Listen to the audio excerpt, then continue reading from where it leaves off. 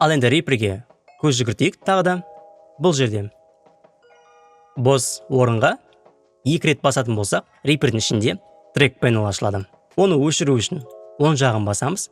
Remove Tracks.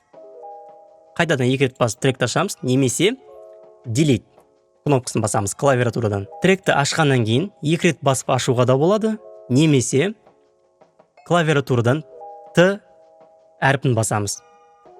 Яғни трек. Келесі сабақ, яғни навигация. Навигацияға өтпей тұрып, бірнеше аудиодорожканы Reaper'ге көшірейік. Ол үшін бірінші нұсқа Reaper курс папкасының немесе өзіңіздің қалаған папкаңызға кіріп, қалаған аудиодорожканы немесе MIDI файлды көшіріп алуыңызға болады. Бірінші файлға кіреміз. Файл ісінде бірінші папканы ашамыз. Сізде менен кейін қайталаңыз. Барлығын көшіреміз. Reaper'ге drag and drop стилінде әкеліп қоямыз. Көріп отырғандарыңыздай, бізде барлық файлдар қосылды. Немесе басқа жолы бар. Мен көп қолданылатын жолы тректерді өшірейік. Ол үшін View-ға кіреміз. View-да Media Explorer дейтін сөз бар. Соны ашамыз. Бұл жерде сол жақ окносында мой компьютер кіреміз.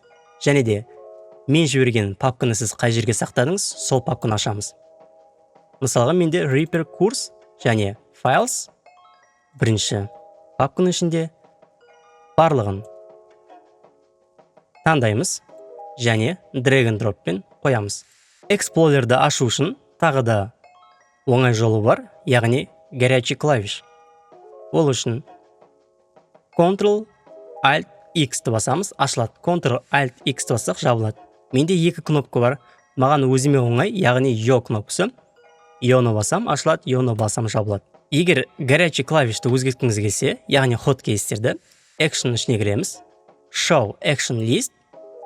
Егер сіз қандай да бір программаға немесе іс қимылға горячий клавиш бергіңіз келетін болса, онда соны тауып аламыз. Мысалы, Media Explorer.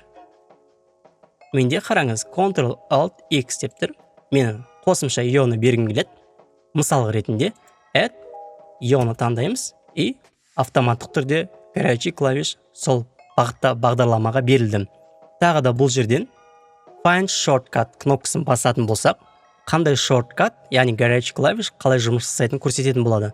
Мысалы, R-ді басып көрейік. Клавиатурадан R.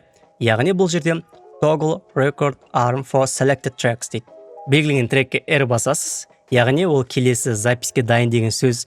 Келесі шорткаттармен барлығы түсінікті болса, Action'ды жабайық.